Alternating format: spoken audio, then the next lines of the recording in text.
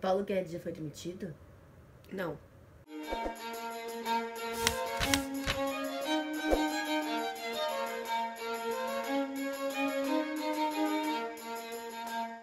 Bem-vindos ao B de Barbárie. Hoje a gente vai gravar então uma tag que eu fui marcada lá no Instagram pelo Yuri do canal Livrada, que é a tag do governo Bolsonaro. Vou fazer um mesmo salve aqui que ele fez no começo do vídeo dele. Bolsonaro é muito conhecido por falar uma coisa, desmentir, voltar atrás. Então, algumas nomeações aqui podem não ser mais as nomeações. Quando você viu o vídeo, mesmo quando eu tô gravando, eu tenho uma aqui que já mudou. Mas a gente vai seguir a proposta original. Que é difícil, se a gente for depender do Bolsonaro decidir alguma coisa de forma definitiva, a gente não faz a tag nunca, né? Enfim, a primeira pergunta é: Paulo Guedes, um livro sem o qual você não seria nada. E, mano, é horrível eu ter que falar um livro bom numa categoria chamada Paulo Guedes, cara. Nossa, que sentimento bosta, assim. Quando eu tava respondendo aqui, eu queria só colocar, gente, livro bosta. Mas não dá, porque, né, tipo, quem é Bolsonaro sem Paulo Guedes? Enfim, aí eu coloquei o Cartas a um Jovem Poeta do Hilke. Esse livro real mudou minha vida, foi indicado pra mim por uma professora minha do ensino médio, a Mari, de filosofia. E, nossa, me abriu os olhos pra muitas coisas, assim. Foi a primeira vez que eu vi um homem defendendo, dentro de um relacionamento, a igualdade entre os dois, né? Eu não sei como seria a Bárbara lendo agora, porque agora eu tenho muito mais bagagem, tanto na questão do feminismo, quanto nos outros assuntos que o Hilke aborda dentro das cartas, mas... Nossa, esse livro me mudou muito, eu preciso muito reler. Ele é um livrinho pequenininho, da Companhia de Bolso, que tem as cartas do Hilke para um cara que escrevia na época, e ele queria se corresponder com o Hilke para o Hilke ver os poemas dele.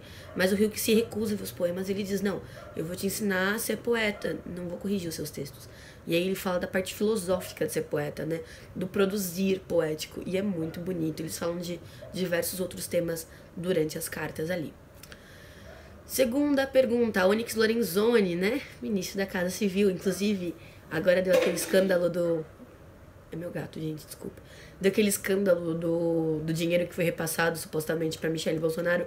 E o Onyx Lorenzoni saiu no meio do lugar lá, tipo, tava dando uma entrevista ou sei lá o que, e saiu andando. Tipo, nada suspeito, né, Onyx? Sabe nada de Caixa 2, bonito. Enfim, um livro que você perdoou depois de muito tempo. Pra quem não entendeu, né, o Onyx Lorenzoni foi acusado de Caixa 2. Aí ele pediu desculpas e aí, tipo, não, tá perdoado. Você disse que tava errado, então tá perdoado. Pelo menos foi o que o Moro disse, né? O Bolsonaro disse que se comprovar o Caixa 2, ele vai sair do governo. Mas caralho, ele disse que fez o Caixa 2. A galera é muito louca. Enfim. E um livro que eu perdoei depois de muito tempo foi Anarquistas, Graças a Deus, da Zélia Gattai. Mas eu não reli ele. Eu perdoei ele, tipo, no meu coração mesmo. Porque quando eu li, eu adorei a escrita da Zélia. Mas eu não tava gostando da temática, porque é um livro bastante autobiográfico, né? Ele é autobiográfico. E aí... eu me toquei, depois que eu cresci um pouco, que como leitora, né, porque eu sou bastante jovem, mas eu me toquei o quanto eu tava sendo prepotente, sabe? Aquela era a história que ela queria contar, e o jeito que ela queria contar era incrível, e talvez eu tivesse sendo meio assim: quem é Zélia Gattai? Eu não quero saber da vida dela. Quando, na verdade, qualquer biografia, qualquer história, qualquer livro traz muito do autor, e isso pudesse ser incrível. Eu tava lendo da forma errada. Eu tava lendo como se fosse uma biografia e não uma autoficção, talvez. E isso tem uma diferença. E aí é um dos livros que eu quero ler pra aquela minha série Segunda Chance. Vou pegar pra ler Anarquistas, graças a Deus. É que eu cheguei a dar ele embora, mas um dia ele aparece por aqui. 3. Sérgio Moro, nosso querido ministro do Super Ministério da Justiça, né? Sérgio Moro e as Meninas Superpoderosas. Um livro que te ajudou muito em uma época difícil. Cara, é muito foda realmente falar de livros importantes e relacionar com o Sérgio Moro, né?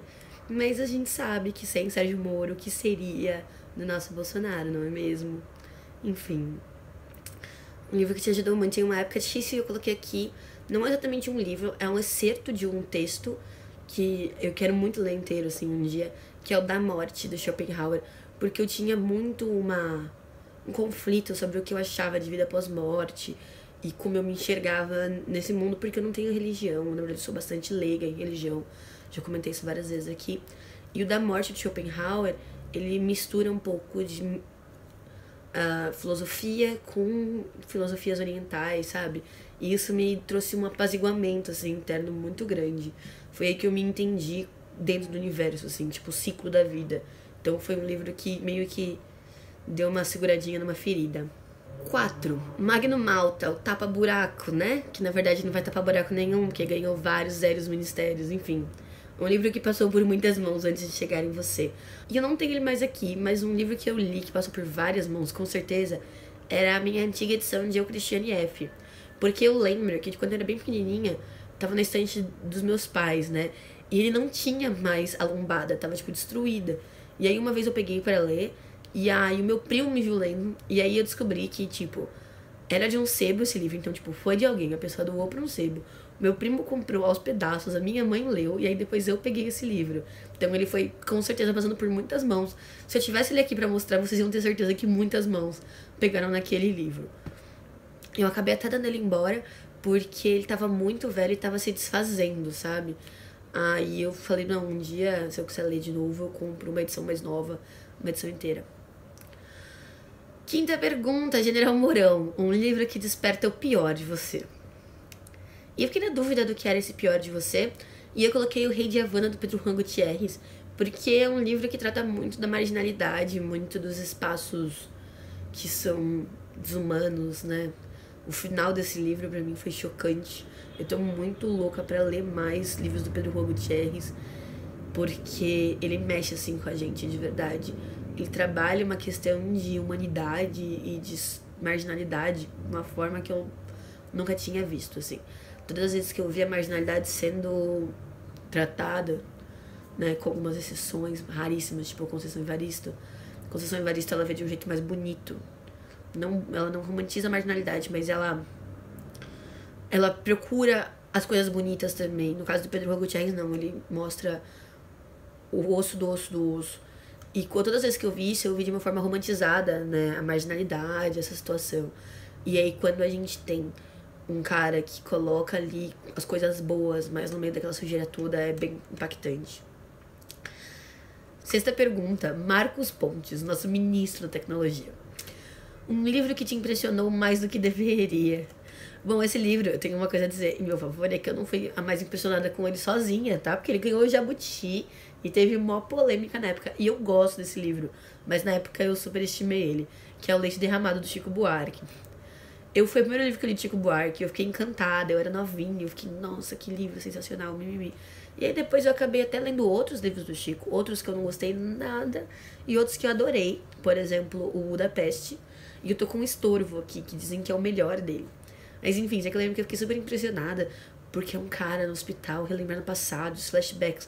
E aí depois, quando eu fui amadurecendo como leitora, né, porque o Chico Buarque foi um dos primeiros que eu li, assim, né, eu percebi que isso não era uma coisa tão incomum. E aí eu entendi que o valor do livro não era tão grande quanto eu achava que era. Sétima pergunta, Alexandre Frota. Um livro que nem deveria estar na sua estante. Gente, graças a Deus, nenhum. Nenhum. Porque todos os livros que eu achei bosta eu dei embora, assim, sabe? Tipo, nossa, Os Pássaros que eu odiei ano passado. Tipo, o tempo que ele ficou na minha estante foi uma bosta. Então pode ser ele de resposta. Se vocês quiserem ver a minha resenha dele, tipo, eu começo a resenha dizendo que eu queria bater a minha cabeça na parede enquanto eu lia. Então eu achei bem ruim. 8. Teresa Cristina, acho que foi essa que foi mudada já, né? A Teresa Cristina é uma das líderes da bancada ruralista. Ela estava sendo cotada para o ministério que vai juntar a agricultura com o meio ambiente, ou que não vai, eu não sei, porque às vezes fica difícil de acompanhar, né? Mas era um livro tóxico. É muito louco, porque eu, como vegetariana, eu, como uma pessoa que estava tão militante da pele do veneno que estava acontecendo, né? Aqui em São Paulo estava tendo uma grande discussão, principalmente com o deputado Ivo Valente à frente dessa discussão sobre a quantidade de agrotóxicos que tinha que tocar na comida. Se você viu na televisão aquela propaganda escrota de o agro é pop, sabe? Aquela propaganda foi muito bem colocada de uma forma política na televisão para convencer as pessoas que tudo bem a gente encher essa comida de agrotóxico. E é muito engraçado porque as pessoas na internet realmente vinham debater comigo e dizer que qualquer lugar do mundo tem esses agrotóxicos, mas não, eles não têm. E tem, tipo, leis de segurança muito maiores que aqui já, e já estavam querendo suavizar as leis daqui. E aí quando você tem, tipo, meio ambiente e agricultura juntos, é tipo colocar o galinheiro na mão da raposa, obviamente, e colocar isso na mão da Teresa Cristina ainda por cima. Bom, um livro tóxico, eu coloquei Abril Despedaçado, do Ismael Cadaré. porque era um livro que eu lia e ele é sobre uma vingança, é sobre um código de vingança que eles têm. Eu esqueci o nome do lugar. Na Albânia? Na Albânia. Então, é assim, se eu matar uma pessoa, a família dessa pessoa pode vir me matar. Então, acaba sendo uma vingança infinita, é tipo, vendetta o tempo todo, sabe? E esse livro é muito tóxico porque você fica acompanhando essa sensação, essa colocação, né, das pessoas numa situação de extrema violência. E tem uma hora que ninguém mais sabe? Tipo, qual foi o primeiro cara que foi morto. Então, tipo, mataram um familiar porque ele tinha uma dívida. Aí foi matando. Gerações depois, as famílias ainda estão se matando, sabe? Então eu acho que ele é tóxico nesse sentido. É uma coisa que você fica angustiada lendo, pensando, caramba, quantas vidas estão indo sem precisar, sem necessidade. Assim como, né, iriam nossas plantinhas e nossa saúde pro ralo com essa indicação tóxica de ministros. Enfim, pra taguear, eu vou taguear amigos que me pediram, porque eu sei que essa tag, ela é polêmica e que pode gerar dor de cabeça. Mas eu espero realmente que... Eu não vou falar que se você discorda de mim a favor do Bolsonaro, que você não me xingue, porque é a mesma coisa que falar com o vento. Mas eu espero realmente que as pessoas entendam que é necessário a gente se posicionar. E a gente tá fazendo isso de uma forma engraçada, mas ainda assim é se posicionar. Eu não concordo com o Yuri, né? Ele falou que vai rir da cara das pessoas agora. Não, eu vou ser resistência, eu vou ser uma resistência democrática. Não torço que pro país ficar na bosta, mas eu sei que ele vai, só pelo básico do despreparo do governo Bolsonaro. E quando ele estiver fazendo bosta despreparado, eu vou estar lá na luta, discutindo, conversando, lutando para que as coisas deem certo. Porque eu realmente me importo com o país. Eu não vou estar sentada na sala da minha casa falando que o Bolsonaro ou o Brasil é isso aí. Enfim. Eu vou taguear 3 amigos, então, que me pediram pra ser tagueados. E são eles o Felipe Mafagafo, a Kelly da Aventuras na Leitura e a Jéssica Matos. É isso, pessoal. Espero que tenham gostado da tag. Eu sei que eu falei muito. Nossa, tá dando muito já de material bruto aqui. Mas é isso. Se gostaram, se inscrevam no canal.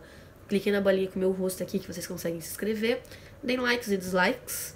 Lembrando a todos que dar dislike também gera engajamento no canal. Então, se você não gostou dessa tag, você quer realmente me afetar, dar dislike não vai te ajudar nisso. Um beijo e até a próxima, pra quem vir pra próxima.